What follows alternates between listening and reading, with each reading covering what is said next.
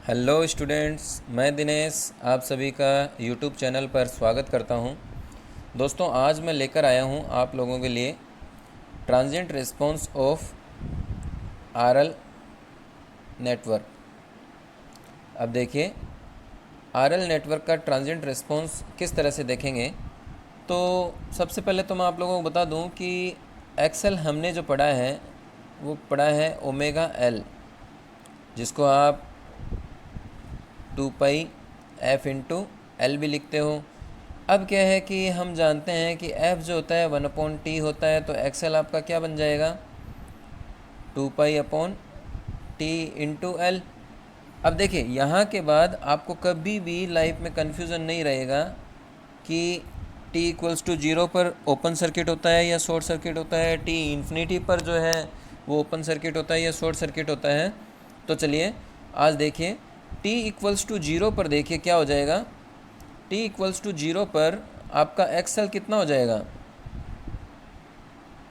Excel t equals to 0 रखोगे यहाँ पे, तो एक्सेल आपका 2 पाई/0, 0 का मतलब क्या हो गया इन्फिनिटी। और दूसरा हम बात करते हैं t इक्वल्स टू इन्फिनिटी पर एक्सेल आपका कितना हो जाएगा। यदि 2 पाई/इन्फिनिटी किसी भी नंबर में इन्फिनिटी का डिवाइड करते हैं तो क्या हो जाता है 0 हो जाता है। तो ये तो क्लियर हो गया यहाँ। तो ये आपको अब क्या है हमेशा ध्यान में रखना है। टाइम को देखते हुए आप एक्सेल जो है वो इजीली देख सकते हो कि t इक्वल्स टू 0 पर एक्सेल जो है वो क्या होगा इन्फिनिटी। दैट इज़ इन्फिनिटी मतलब बहुत ज़्यादा इम्पीडेंस है, इसका मतलब ओपन सर्किट है, और 0 इम्पीडेंस का मतलब शॉर्ट सर्किट है। तो ये आपका कंसेप्ट इसके अंदर काम करेगा। एक अब मैं साथ में आपको एक ट्रिक बताता हूँ, किसी भी नेटवर्क के लिए आप ये अप्लाई कर सकते हो कि IT जो होती है किसी भी टाइम पर यदि आपको करंट निकालनी हो तो वो क्या होगी I infinity plus I0 minus I infinity into e⁻t/टो। अब देखिए, टो जो होता है टाइम कांस्टेंट होता है, उसकी वैल्यू क्या होती है L/R होती है। और R की वैल्यू कैसे निकालते हैं, जैसे आप RTH निकालते हो सेम उसी तरह से आपको R की वैल्यू फाइंड करनी है। तो चलिए इस पर बेस्ड एक क्वेश्चन ले लेते हैं। तो उस क्वेश्चंस की वजह से आपको ये थोड़ा सा और क्लियर हो जाएगा। तो क्वेश्चन जो है वो क्या है आपका, क्वेश्चन के अंदर ये कह रहा है कि आपको एक 10 वोल्ट की बैटरी दी हुई है, ठीक है। एक स्विच दिया हुआ है, एक रजिस्टर दिया हुआ है और एक आपको इंडक्टर दिया हुआ है 10 वोल्ट का। 0.01 हेनरी इसकी यूनिट है और R की वैल्यू दी हुई है 1 ओम, और ये आपको एक स्विच दिया हुआ है।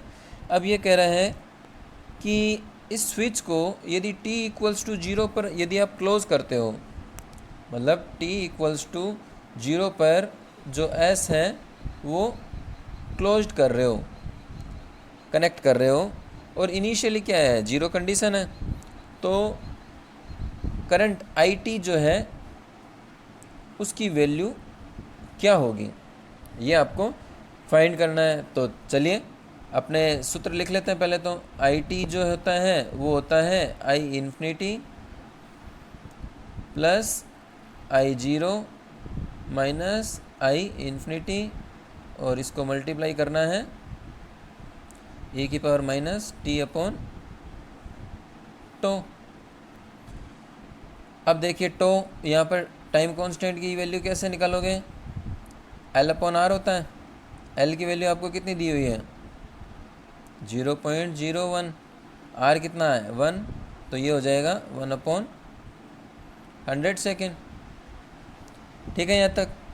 अब इसके अंदर RTH कैसे निकालो, ये R की वैल्यू कैसे निकालोगे, इसको आप ओपन कर दो, इंडक्टर को हटा दो, और वोल्टेज सोर्स है इंडिपेंडेंट वोल्टेज सोर्स, उसको आप शॉर्ट सर्किट कर दो, और यदि करंट सोर्स है तो उसको आप ओपन सर्किट कर दोगे। तो टाइम कांस्टेंट निकाल लिया। अब देखिए इसके अंदर आपको करंट I इन्फिनिटी वो कितनी होगी, इन्फिनिटी पर क्या करता है inductor as a short circuit करेगा। तो इंडक्टर यदि शॉर्ट सर्किट हो जाएगा तो इस नेटवर्क के अंदर करंट जो है वो क्या रहेगी, ये यदि शॉर्ट सर्किट हो गया तो करंट की वैल्यू क्या होगी, 10/1 जो कि 10 एम्पियर हो जाएगी। और एक आपको I0 निकालनी है। तो I0 इंडक्टर यदि इनिशियली चार्ज नहीं है तो क्या होगा, इंडक्टर के अंदर करंट क्या रहेगी, 0 रहेगी। क्यों रहेगी, क्योंकि ये इन्फिनिटी इम्पीडेंस शो करेगा, तो जिसकी वजह से ये ओपन सर्किट रहेगा, तो करंट की वैल्यू 0 एम्पियर रहेगी। अब आप इन सब की वैल्यू जो है आप अपनी इक्वेशन के अंदर पुट कर दीजिए। कौन सी, ये वाली इक्वेशन। तो इससे IT इक्वल्स टू आपका क्या आ जाएगा, 10 + 0 - 10 e⁻t/1/100। तो IT जो है आपकी क्या हो जाएगी, 10 - 10 e⁻100t। ये जो है आपका आंसर हो जाएगा। ठीक है स्टूडेंट।